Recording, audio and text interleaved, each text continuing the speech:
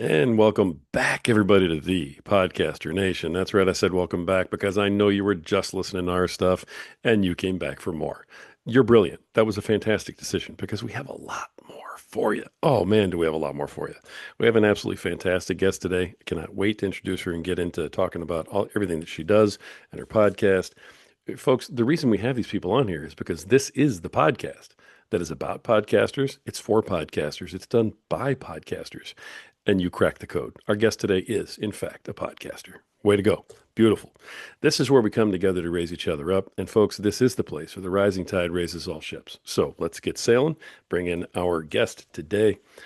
Let's see. SEO, content marketing coach and strategist. I hope that's correct. And then host of Small Business Sweet Spot. All right. Please welcome to the show, Barb Davids. Barb, how you doing today? Why, yeah, I love it. I woo! need an applause track right there, don't There you go. There you go. I'm good, Rory. How are you doing? I? Oh, better than I deserve, for sure. Absolutely, positively, for sure.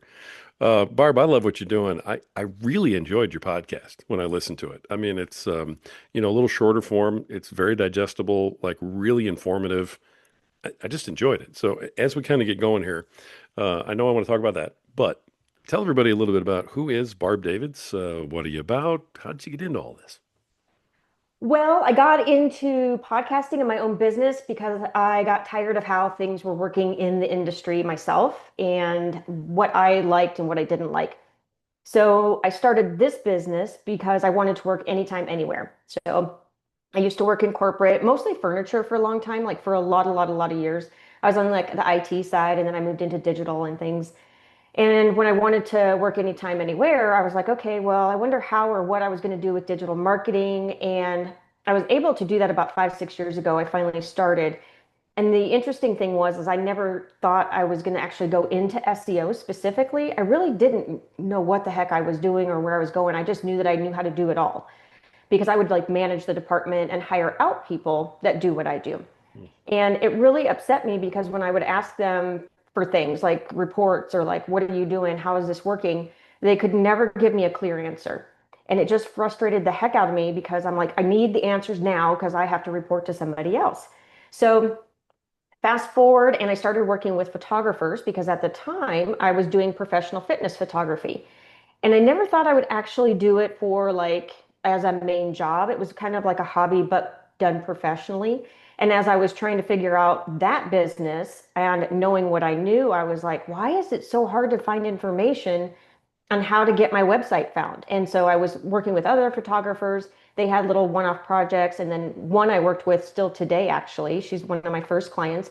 And we've sort of just gone through the whole gamut with her business. But I'm starting to ramble on. So I started You're working doing with, fine. You're doing yeah, fine. I always lose track of thoughts when I'm like starting to talk. I'm like, where was I going with that? But with photographers, I was working with them specifically, and I thought, oh my gosh, they're having such a hard time. I'm having a hard time, and I'm in the industry. Why is this so difficult? So I started helping photographers get their websites found, and it kind of grew into that and snowballed into other businesses. And the idea was that I would be working anytime, anywhere. And then, so I was working out of my home basically for, 5, 6 years right before COVID started. That was pretty interesting. And then was it a year and a half ago or something like that, before October something? It was like August 2023, I think. The universe was just like, get out there, do your nomading thing that you wanted to do. So then I nomaded for like about a year and a half. And I just kind of mostly went around the West Coast, I think, and then like Midwest, like where all my family and friends were. I didn't get as much nomading because I didn't plan it. It just kind of up and happened. And I was like, okay, I get I'm supposed to be out here, but there was no plan. And there's a whole like story behind that. But fast forward to today, I think it's still even more difficult to try to get your websites found. The market is so fragmented, like with the different channels that we have, the AI searches, the socials, the everything that's out there. And so now my business is kind of just in the SEO and content marketing space. And then as it was growing, like a lot of us, I really didn't know what I was doing. It kind of just snowballed into one thing after another. And I listened to podcasts like a ton. I just thought they were so helpful. And like when I was running, I would listen to them, or if I was driving, because I would drive a lot. And I thought, well, I would really like somebody to just answer my questions. Because when I was looking for answers in sort of this space, it felt like everybody was giving the 24-hour preview, intro, whatever, and not really giving anything tactical. So I decided to start my own podcast. And it took me probably a good year before I actually pulled the trigger because I was so nervous about it and getting like everybody's opinion about how it should be done. And finally, I just got out of my own head and I just started it. And that was about a year and a half ago. I mean, wow, you just unpacked a ton. So I absolutely love it. First of all, congrats on starting the podcast and just taking the action. That's fantastic. And you do give a lot of actionable value in your podcast. I really love that. But you can't just gloss over that you went nomad for a year and a half and be like, well, I went nomad, like, for a year and a half, but we'll come back to that. Anyway, Yeah. let's talk about SEO. Go, hold on. Such is my life. I just go into one thing after another. I just don't even take a breath, I guess. You got to tell us a little something about the Yeah. nomad thing. So this was anytime, anywhere. I'm going to keep working, but I'm going to just do it from wherever. Or did Yeah. you just like go off grid? I mean, tell me about the nomad thing. Well, originally the intention was to like go to Australia or go to other countries and work from there for a period of a few months at a time or something like that. And then I had a dog at the time when I first got the inclination to do this or the intention to do it. And then she passed away. And then I didn't think I'd get another dog. And sure, I ended up getting another dog. So I can't get over to Australia as easy as I would like or for as long as I would like. And so I just stayed around the West Coast. So he would just go with me in my car. We would go different places. Basically, it was almost like I was just on vacation. It was the weirdest thing because I put some expectation on it that it should be done a certain way or something. And it just turned out to be like I was visiting my family, I was visiting my friends, and I would just stay in each spot, but not long enough to really be there, like really be ingrained in it, even though I'd lived there before. But I think I did it too short of time, like 2, 3 weeks at a time instead of like 3 months, which I found out the hard way is like um, a better time of frame to stay to really get ingrained with the local area. Um, and I also learned that I need to plan because there was this one time when I was like going to wing it and I thought, oh, I'm just going to fly by the seat of my pants, right? Let's just see what happens. I'm going to drive until I get tired. And I stopped at this hotel or motel or whatever and I knocked on the door and nobody answered. I was like, how can you not answer at like 2 o'clock in the afternoon? Somebody needs to stay here. But I guess not because they never came to the door. So I had to keep driving to find the next motel. And I come up to this motel and it's like, what you would notice in a scary movie. So it's run down, there's trash everywhere, there's like no cars, there's like grass inside of the concrete like when you come in.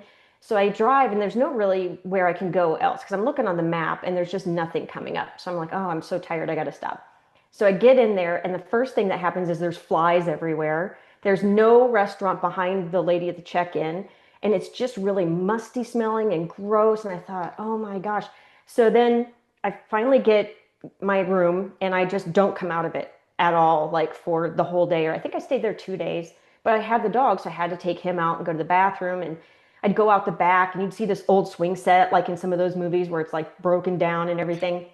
And it was really scary. And then, there's people there like yelling, hooping and hollering or whatever in the night.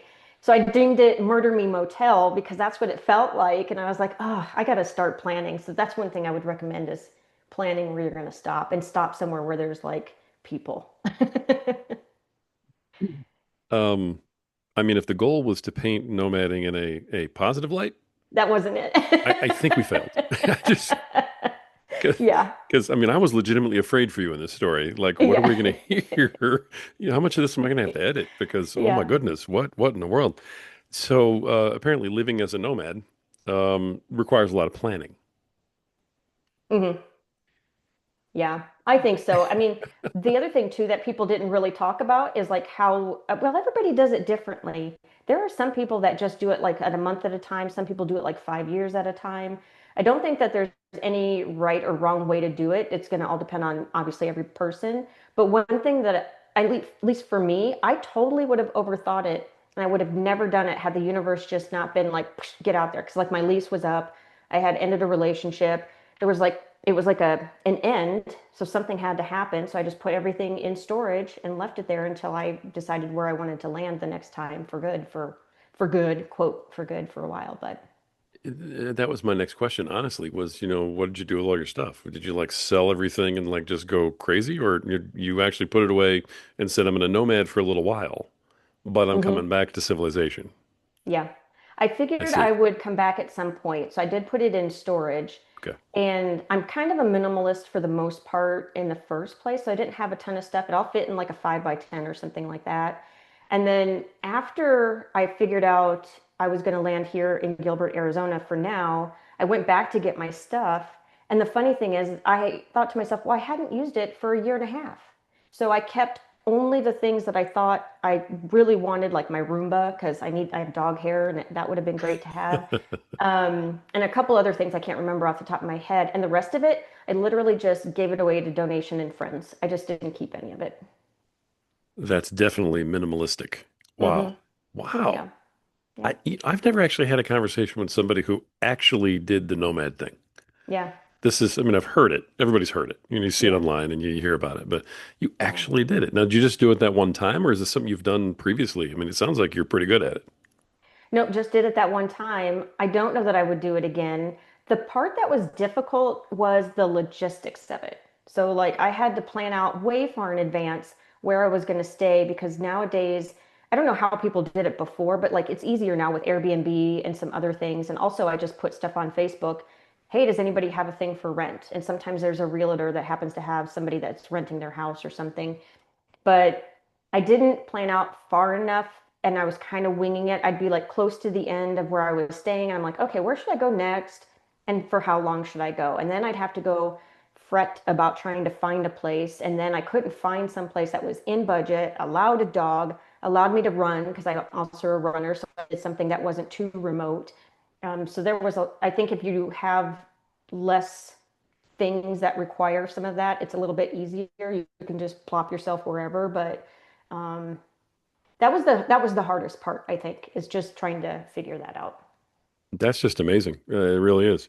And this is why we talk about some of the behind the scenes stuff because you don't get to tell those Hmm. stories, do No, not you? yet. I do plan to write a whole blog post, but I put a lot of like emotional thinking into it too. So I think I'm kind of overthinking that a little bit and like Um, I didn't want it to be just like a checklist of things that you need to do nomading. Like I thought I'd put it in like my perspective and of course share about Murder Me Motel.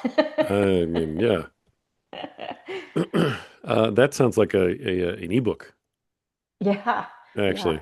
I mean, Yeah. that's at least a lead gen, if not, a moneymaker right there. Yeah. I mean, Murder Me Motel, how to nomad without getting murdered. there you go. You just created it just right here on our show. Love Yeah. it. Let me know when it comes out. I'm buying Okay. it 100%. Cannot wait to read it. That's fantastic. Oh my goodness. All right. So, last question about the nomading, and we'll move on. Are you working while you're doing this? Mhm. You are. So you're still doing all your marketing stuff and you got your Mhm. clients and everything else. You're just sort of wherever Yeah, that's doing how it. I think it kind of helped too because it opened up my need to have things done a certain way a lot. I had to let go of a lot of expectations. And I think that's how that allowed me to do the podcasting too, because I was overthinking that, thought I had to be in a studio and do the certain things and da da da da da. But once I gave up that expectation, I just said, well, I'm going to have to do it no matter where I'm at. So I'm going to have to figure it out. Like, I can't let that stop me from moving forward. Nice. Well, I love it. I mean, I could talk to you about nomading for a while, but we'll get off that. And I appreciate you, just Okay. sort of humoring me on that. But Yeah. all right, so you're in this, you're doing this business. Um, there's like 50 questions in my head right now. This never happens to me. You totally threw me off with the with the nomading part. Otherwise, I'd be just like click, click, click, boom. Um, but all right, so you finally get the podcast started. What was it about the podcast that you felt like you needed to do to like add to your business? Where was the drive there to get that part started? I wanted to use it as a marketing method in that sharing the information in another way because I felt like because I was using podcasting as a method of educating myself for my business in various formats. But when it came to stuff around marketing my business or SEO or content marketing, I just wasn't getting the answers that I was looking for. It was very surface level stuff. It was more theory than anything, and Hmm. or it doesn't give examples. So I really wanted to get something that or start something that people could actually take away, like walk away and actually do something today, or give more specifics and the reasons why, and be more clear about things. Because sometimes when we are doing our business, we get this information from people and they're like, this is the only way you can do it. And this is the only, like, it's very matter of fact. And I feel like there's so many variables for every business. And I wanted to put the truth out there, basically, especially with SEO, because everybody thinks it's a black box and there's no like real return on it, or like, um, there's certain things that you have to do or not do. And depending on who you talk to, they lean towards a certain technique or something else, or this has to be done this way. And I firmly believe that there is no, there's certainly a foundation, but you don't have to do it in a specific certain way. There are best practices, of course, but I also think that it's changeable or movable. So like, you're not stuck if you do it once and you do it, you can't really do it wrong. You just fix it and just do it another way. So I wanted to use podcasting to be able to share more of that information, just because I liked listening to them so much too. I mean, it's easier to get the information. Interesting. So it's educational, but it's action steps Yep. at the same time. Okay, that's interesting. Now, again, I listened to a bunch of your episodes. You do talk about your like, was it group coaching? I think you had going on. I did for a little bit and then I learned I don't like that. All right, so scratch the group coaching. No group coaching available here, folks. Nope. No, sorry. Yeah. Okay, but so you were at least at some point using that. I think that was one of your really old episodes too. Sorry Hmm. about that. No, that's Um, okay. but you do offer your coaching programs and assistance in your actual business through your podcast. So it is still some marketing, right? Yes, absolutely. And so when I first started it, I was really passive of it being about my marketing and being for my business while helping the people that I can help. And since then, I've been able to cut through the crap inside and be able to say, hey, this is how I can help you without it feeling sleazy. I think that's the other thing too, is I always felt like people were selling to me, Hmm. and I don't want it to be like that. I'm here when they need me. That's it. And so since then, I've been able to figure out, okay, I'm talking about a certain subject. And if you are looking at that topic and you think that's something that can help you, then I try to weave it into something that I do offer. Or if I don't offer it, I'm happy to announce somebody else that has a service that would go with that. And then that usually happens when I have people on as guests more so. But I do think that there's a lot of people out there that push a lot of their services really hard. And then there's some of them that do the exact same thing every time.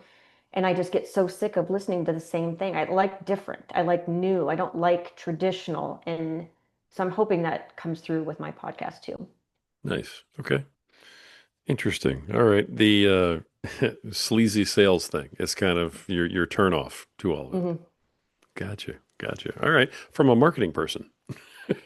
Yeah, exactly. Isn't that right? Yeah. It's weird because that's what we have to do. I mean, even if we're not a marketing person, if we're selling our service or our business or whatever it may be, like, you have to sell. You can't not. I think it's just finding the way that feels good to do it. Like that, like some people just rely on referrals, and that's okay. That's not really selling. That's just allowing the sale to come in. But you have to put your business out there in different formats to get in front of your audience, because they're everywhere. And it's so hard now because there's like so many different places. And sometimes we feel like I could say, I could speak for myself. Sometimes I feel defeated because it's going out there and you don't really hear a lot, or what, for whatever reason. So you just got to keep being resilient and trying to find different marketing methods. If this one doesn't work, then go over to this one. Sure. So who is your target market, so to speak? Who are you marketing your skills to? I can help mostly service-based small business owners. They're usually their own owner. They're wearing a lot of hats. The typical solopreneur, sometimes they have like people working for them. Sometimes nonprofits. I typically will say no to any enterprises or large corporations. There's just too much crap that has to happen to get approval for anything. And I'm more effective when I can work one-on-one with somebody. So that's the one, and not e-commerce mostly. I can do e-commerce because that's how I kind of learned being in the furniture industry. But I really appreciate the online aspect and the service base and just everything that goes with that versus products are really tough to sell depending on what you're selling. And I just don't like that. I would rather just do something that is service based. And probably because I am service based too, I'm going to guess, because when I first started, I didn't really know who I was helping. I thought it was photographers. And then I decided to open it up. And then I had a business coach and he said, do your photographers. I'm like, but they're not on LinkedIn. There was a whole back and forth about that. And then so finally I just said, you know what, I'm just going to do what I'm going to do. And I'm going to just help all the business owners. Um, there was one time where I did like a YouTube short, and I was like, if you don't know who your niche is, because that's a lot of the problem too, when you first start out, just pretend like it's you, because that is who you are probably helping. Like I'm helping myself with my business, and that's who I can help. Right. That's actually pretty deep. I don't think a lot of people think about that. If you're doing the business, there's a very good chance you're trying to help people like you. Hmm. Yeah, that's a very good point. I like that. Okay, so you pretty much can help anybody who's looking for to sort of expand their brand. Do you work, I guess, what exactly is the service? Is it to help your website get more in or to help somebody grow, work on branding? Exactly what are you marketing to people about your marketing? Hmm. It is, in a nutshell, getting more website traffic to Ah, your there we go. website Gotcha. without having to pay for ads. Nice, without paying for ads. Hmm. Okay. Organically, All right. And free. that's where your SEO and things like that come in. Hmm. Okay, Yep. perfect. So it's mostly like around SEO, search engine optimization, so getting found in Google, but now it's going to change because of the whole atmosphere with AI and how people are searching. So then it's about like your blog posts, because once people come to get people to your website, you have to have content, you have to share it, whether it be on just the blogs, or you can create blogs for your socials or for your podcasts or whatnot, or your newsletter. So it's about creating that content and how to find what content to write about.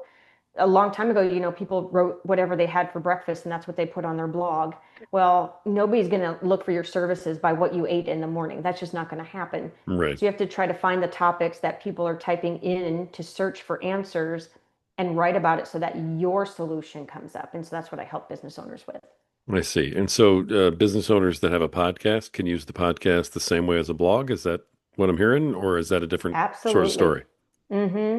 There's a lot of people I think that could still like use their podcast as their, well, they can repurpose it, right, as a blog post. Hmm. That's what I do for mine. So all of my stuff starts with my newsletter now, and it's evolved. It didn't start like this when I first started. I was just kind of doing everything separate. But now what I do is I create my newsletter with whatever topic I feel like I want to talk about. It's still very mood based. It's still very like only a couple weeks out because things change so fast in my industry, and or a question will come up from a client that I would like to address that somebody probably wants to know about. Or somebody gets under my skin and I need to share something or something. I don't know. Like SEO is dead. It's not dead.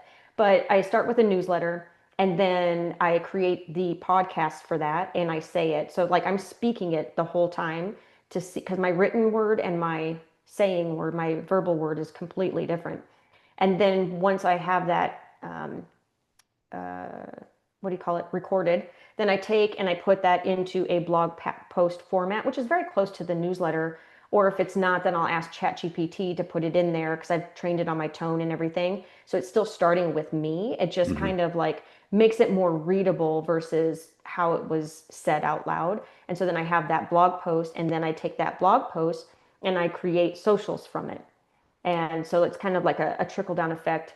Um, the other way that I do it is blog posts. So I have a professional copywriter who writes a blog post for me once every other month. And then the other half months, it's a refresh of an older one. And sometimes I'll start my blog post or my newsletter with that because then I can get like 2 to 3 weeks of content out of that one blog post because it's super long. Ah, okay, great. I know I love the repurpose content, idea. I mean, that's people just do not take advantage of that enough for sure. Mhm. Um, okay, love everything that you're talking about over here. Um, okay, I hate having to ask this question because I'm just, an old guy, but I have been recently asking these questions about AI. And Okay. it's because everybody seems to always want to know. So I'm going to go ahead and go there begrudgingly. So if you sense an attitude on my part, it's about the question. It's not about you or anything. Okay. Okay. But you did mention that you use AI, in your podcast. So how do you utilize AI in your Mhm. podcast? How do you keep it, so that it's personal to you, if Mhm. that's possible with AI? And how do you not use it? Is there anything you stay away from when it comes to Mhm. AI? So I stay away from using it when I'm doing blog posts or original writings or things of that nature. I don't mind it for shorter pieces like social captions Okay. because I'm kind of putting in my words, like I'm literally saying it out loud because I know it's not going to judge me. And I can say it as horribly as I want because I'm not very good with grammar. I don't know all the words, whatever. It just comes out the way in Barb speak, basically. And then it puts it into something that's a little bit more readable. But I'm very firm about not using AI for my blog posts because I want them to be different. And AI is basically just taking a pattern and regurgitating what's already out there.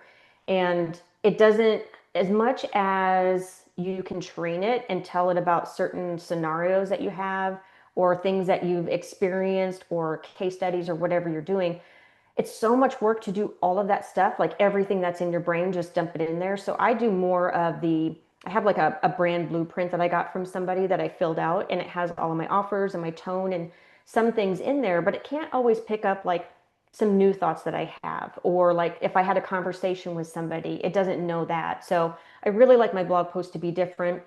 And also because even though you can kind of train it probably to do some of these things, like pull a quote from somebody or whatnot, it still feels not genuine to me, as Mhm. if I have my copywriter writing it. And so that's really important for me that I keep going with the human copywriter because she knows me. She can always pull something out of what she sees when I'm talking on social or if we're just in a conversation, and she'll be able to bring it in.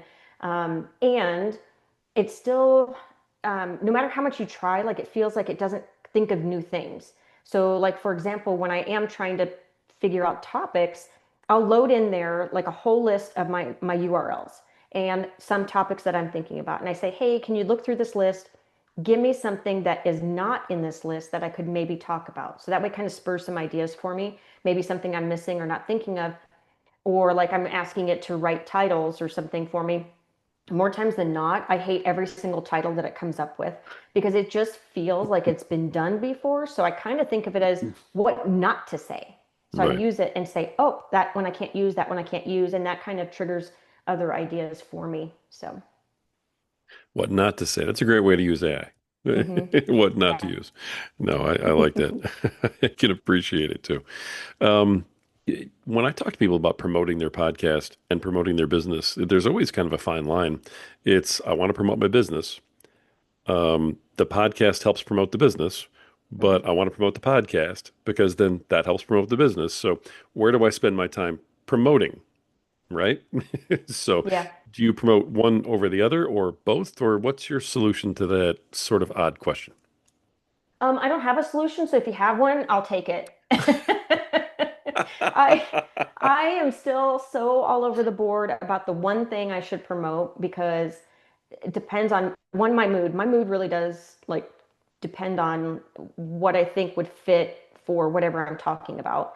I have created a lead magnet for a ton of blog posts without thinking, hey, I have these 20, 30 lead magnets, but now they're scattered and I need to, it's better if you think about your content first and see what's at the other end if you have the bigger plan, which I did not start that way at all. It just kind of like I just did it as it happened.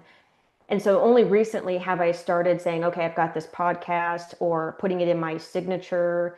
I never really promoted my newsletter either. It was usually about the business, about the website. And just recently, I've started saying, oh, maybe I should promote the podcast because that's how people get to know me a little bit better. Like they Yeah. can't get the personality through the blog post as much. And they can hear things first and see if it's something that we could work together on if we wanted to for business. Yeah. And you are. I mean, you come across very personable in your podcast. I felt like I knew you before we got on the call today because I Oh, that's listened to good. those. So yeah, Yeah. I would say that's probably a good idea to Yeah. promote the podcast a little bit. I'm glad to hear I'm not sounding like a bee, so that's good. No, no, not at all. Okay. No, no, you're coming across great. So, Good. love the episodes. But I appreciate the honesty too, because that's something that all podcasters have to kind of deal with. Anybody who has a podcast and a business that goes along with it, that's just the conundrum. Hmm. What am I using what for, and how do I come up with the best idea? So, Hmm. um, I mean, hey, I guess it's different for everybody. Yeah, well, and if you think about it, like with marketing, as you probably know, like somebody's not going to buy right today. That the first time they see you or hear you or whatever, and having them come into the podcast first is a very nice, easy way to get to know you or your newsletter or blog post or whatever it is. And then once they have that problem that you can solve, or if um, you try to stay top of mind, that's an easier way to do it because nobody's going to go back to your website. It just doesn't happen unless Right. you pull them there from something like the podcast or newsletter. Sure. Sure. Yeah, appreciate that. The podcast itself, the way you have it set up, I didn't hear any monetization in it. That doesn't mean there isn't any. Have you had a chance to monetize the podcast? Is that a thought of yours? Is that something you're working on? And, how has that gone for you? I am not monetizing it at the moment, Okay. and I have no clue what I'm going to do. I'm going to let the universe tell me when it comes up. The one thing that has come across my path is, am I going to sell out to commercials? And the answer is no. If there's going to be a commercial, it is going to be at the way end, and maybe I'll bring mention to it if somebody wants to stick around. But that's one of the things that drives me crazy is when there's like 10,000 commercials at the beginning or even in the middle. Although I do my own because it's relevant to the content for like 20 seconds, but Right. it's not like, a mattress ad or something that I don't even use. Well, I mean, I can appreciate your principles on it for sure. And also that you're making a decision based on your own personal experience of how you interact with a podcast. Hmm. That's really smart. And I think a lot of other people should do that too. How do you listen to a podcast? What do you pay attention to? And that's how I'm going to make the decision. So Yeah, excellent. Okay. But up until now, then no monetization and no plans for it in the future. It doesn't sound like right away. correct. Okay. Hmm. All right. Yep. Perfect. Yeah, no problem. Gotcha. And I love all of the stuff that you're doing and the information you're putting out there. I particularly liked one of your episodes that was about the four things that you should never do when you're marketing, that type of thing. Hmm. So very actionable steps. Um, the you had an episode on here, and it was teach what you do. Um, and then it was something, I'm trying to remember exactly what it was. Teach what you do, and was it build what you need? Become what you Mm, need? I'm not sure. Let me see. Teach. Teach what you do, It had become the what you need, I teach. think is what it Okay. was. Teach. I think Let's maybe I see. heard it in a podcast, but it was Hmm. I think you were giving people advice on like how to start, a business type of thing. The whole point to all this, and I apologize, was where do you come into the process to start helping businesses? Are you at the beginning where they're forming the business? Do you come in after they're already set up? Where do you meet most of your customers? Most of them, they've been in business at least 3 to 5 years. Ah, They okay. have a base. It's really difficult to, I feel like, start SEO. I mean, there's things you have to do and everything, but I'm more around once somebody already knows who their audience is very clearly, because then they know who they're talking to. It's a lot simpler to be able to showcase that they'll get something in return.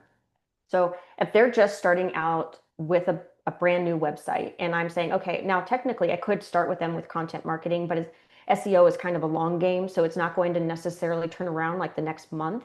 But if we created content, that's where I could potentially help them. But most of the time, people come to me with SEO in mind and then going through the blog posts, and they've already had a website, but they're not getting any leads off of it or anything. That's the other thing, too, is people just don't realize it's not just about getting the traffic. Once they get the website traffic, then they got to convert. Like you got to get them into your universe or through your newsletter or something. And it's not just about getting on page one. You have to make sure that you have the right people that are coming to page one and coming to your website. And so usually that's people who have already been in business for a little bit. They know what they're selling, so we know how to message it through their blog posts. We know what to target, and then how to like repurpose that into other channels or think about how to work with other people to try and get back links from other websites to your website, which is a big piece of it as well. So it's just much easier. And most of the time, people who are just starting out with their websites, they're not ready for any of that yet. Like it's just too much. They're just trying to get their business going and try to get an income. Right. Okay. I have a much clearer idea of what you do. I appreciate all the information you've given everybody today. You offer a lot, and it Mhm. sounds like yeah, someone would definitely benefit from working with you on especially with their website and their SEO content. Yeah. Now I know you don't do small groups and things like that, but you do have a workshop coming up of some kind. Hmm. What's the story there? What are you doing? Who are you doing it with? What are you going to cover? That kind of thing. Yeah, it's I forget the title of it now, but it's basically about becoming a podcast guest as a marketing tactic for your business. And it's in collaboration with Emily Aborn, who's a copywriter and podcast host herself, Hmm. which I know you know. And we thought, okay, we just love podcasting so much, and we've had so many great relationships come out of it. Like, how can we help our audience also do marketing? Because I still feel like it's a very underutilized tactic of guesting on other people's podcasts. You don't even have to have a podcast show of your own, although this is a different audience here. But like if you can do pod swaps or whatnot, like how to guest on other people's podcasts, like what questions, how to pitch, because there's so much like there's a lot of agencies out there now that pitch yourself. But the problem is most of them don't do it well. Like I just delete most of them. So we want to help people do it in a very genuine way and to show how this is not I don't like to use the word fast track, but it is faster than SEO, quite frankly. And it's not maybe as fast as paid ads, but it's a free way to get your business out there and in front of other people. Like, for example, when I guested on, there was a couple different interior design shows that I guested on, and I got like what was it, two or three leads from each one in the same month because they happened to go out at the same time. Oh So wow. like, and I never had that kind of, I don't get those kind of leads when it comes to SEO in a typical month. So it was kind of funny because I was like, oh, this is how that works. Like I was kind of ignoring it for myself for a long time because I really didn't want to get out there, but it's, you don't have to be, if you have your own podcast, it doesn't have to be a video one either. If you want to do just audio, you can tell them. Most of the time, people are very nice about that, and they'll be like, "Okay, no problem." I love that. I think the podcast guesting is absolutely underutilized, 100%. Hmm. I love the fact that you're talking to the individual about how to be a better individual guest and to Hmm. take the ownership on themselves. So totally in favor of that. The agencies, oh my goodness. I mean, wow, some of the stuff that we deal with the Crazy, agencies. right? And you and I met on Podmatch. Yeah. So I mean, things like that, excellent, excellent tools, right?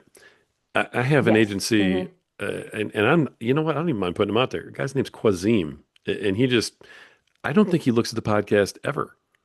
He just copy and Hmm. pastes and sends his clients to every single podcast that's on Podmatch, like every Mm-hmm. single one of them. Because every time I get one, I get, I don't know, probably three or four a week for Podcaster Nation, and they don't have a Hmm. podcast. Oh, see, that's interesting, right? What in the Like, world? yeah, It's one yeah, qualification, right, to be on this podcast. yeah, That's it. So yeah. that being said, the people who are taking that tact and are going to go to your workshop and learn how to be better Hmm. guests, Hmm. um, they can pick and choose the podcasts they want to apply to be on and they want to try and guest on and that type of thing. But the you can get business from just about any podcast, is what I have found. But how do you? Well, I don't want you to give away the secret sauce or anything on your workshop, but how do you recommend people go about picking the podcast that they want to try and be on? I am so glad you asked this question for three reasons. There's three ways. One is to think about people that are complementary to your own business. So, for example, I have SEO and content marketing. I would probably want to be on a copywriter's show because we would be able to complement each other. I've also had it where I've had threesome on my podcast. It was a web designer and Emily and myself, and we talked about how our three industries are so intertwined with each other: web design, copywriting, and SEO. When you're creating a website, and we had a lot of fun with it, talking about, well, which comes first, the chicken or the egg? And it was titled an SEO strategist, a web designer, and a copywriter walk into a bar. And then there was a whole thing that went after that. But the complementary industry is really helpful because you're already then talking to people that are probably your audience as well. And so that you just go take a look at that. And I also recommend like what you feel comfortable with as far as their topics or what there is in their description. Sometimes I will look at somebody's podcast and they'll mention a certain word, and I'm like, oh, that just put me off. So that's not going to feel very good if I'm trying to talk to them because I won't be able to be myself because I'll be thinking about that one word that they said or something. Um, Another way is that I'm going to be building a tool that helps people try to figure that out. So, how to use AI and Google search and like the things at your disposal so that you're not sitting there manually. Because I was manually going through and trying to find everything before I got to Podmatch. Yeah. And I know that there's a better way and a faster way where you can at least get the information and then disseminate and figure out, okay, is this one going to work? Is that one going to work? And then the other one that I did, I don't know if anybody realizes it, but like I find somebody else who's very complimentary to me and I go look at their website. Usually they'll post where they've been, and I go look at all of those podcasts that that person's been on and decide which ones I could also go on. So I don't have to go and Oh, figure out do they guest or not. I know that they've had a guest already. I love that last one. Hmm. I mean, that's some next level thinking right there. I like that one Yeah, a lot. yeah, That's crafty. All right, yeah, good yeah. deal. I did not come up with it. I wish I did, but I can't remember where I first heard it. And I thought, that is an amazing logic. I I think it's fantastic. I really do. And I appreciate you sharing that with everybody. Mhm. So I'm Yeah. just, that's some free content, folks. You need to go check out this workshop because obviously this lady knows what she's talking about. So go to the workshop. It's at the end of August. Yes, and I don't have it. Well, it's on my YouTube, but it'll be shared everywhere on the podcast. And like if you go to my website, compassdigitalstrategies.com, it will be also there. Yeah, or you can find me on Instagram. I'll put it everywhere probably before the end of the month or like at the beginning of August. I don't like to promote too soon or too far out because people just don't think that way, and then I'm going to get tired of seeing myself as well. So. Okay. I love it.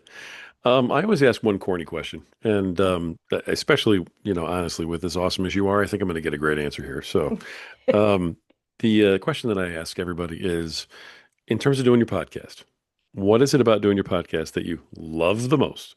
And what is it about doing your podcast that you just absolutely hate the most? What I love the most is coming up with ideas that I haven't thought of before and ways to like put it with real world thinking with business owners. So sometimes I'm trying to come up with like what do you call it? What's the word I'm looking for? Like a not an acronym, but like not a cliche, but you try to put a story behind it. And I think when I can make all of that click, it really makes me happy because then I can just, instead of saying, hey, do it this way, just because I said so. Well, if I can tie it to a why, it makes more sense. Like, um, so I Like an think the analogy or something, maybe? yes, that's it. All Thank right. you. Wanted to help you out. Go ahead. Yes, like an analogy. That is great. Um, See, this is why I'm not so good with the words and why I have a copywriter. Yeah.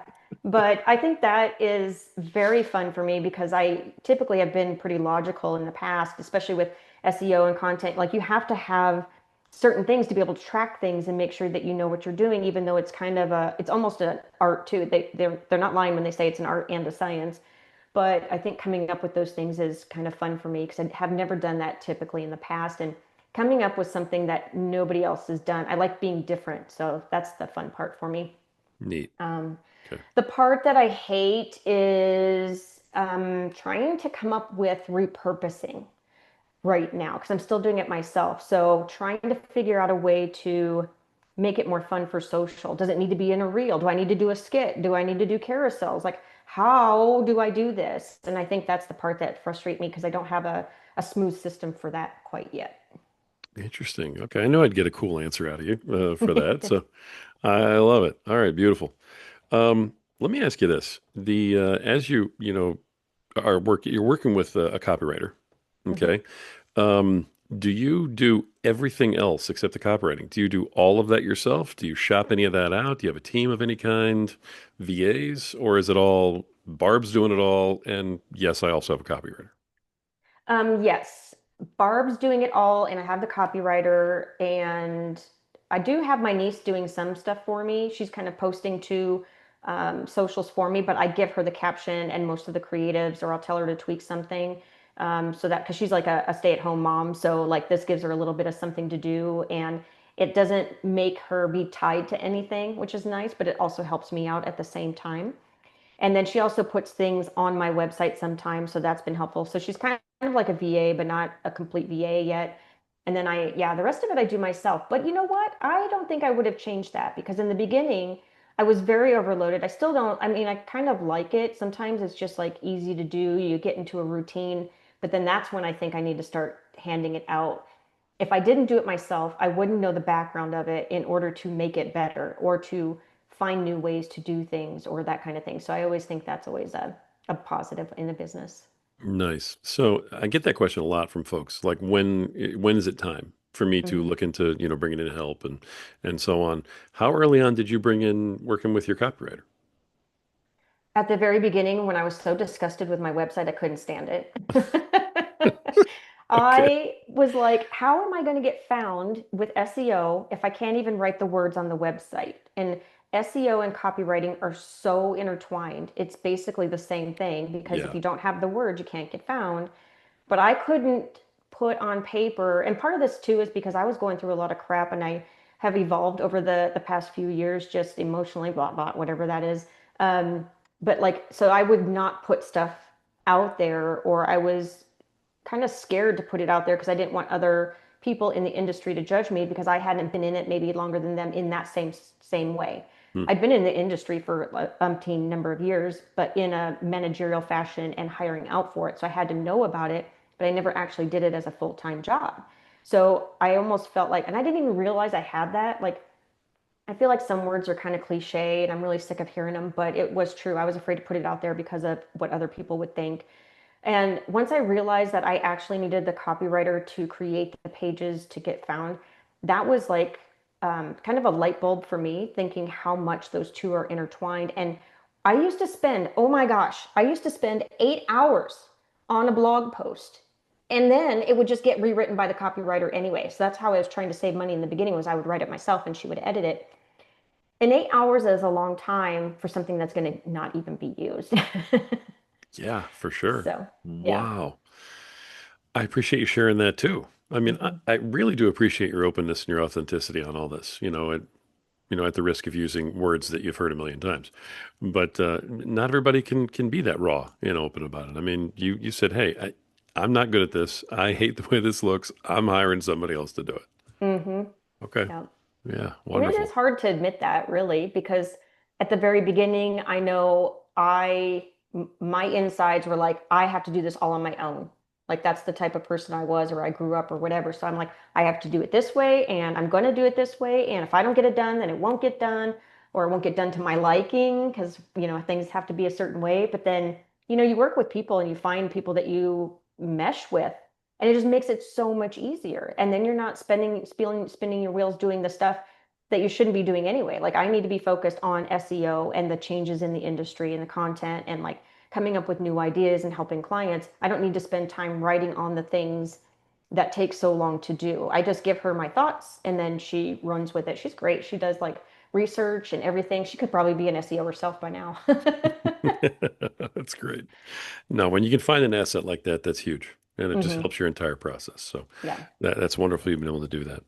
So, okay. As we kind of, pull things together here, I really like to kind of close out with just what's your best piece of advice for somebody who is not where you are yet in the world of podcasting and in their progress as a podcaster?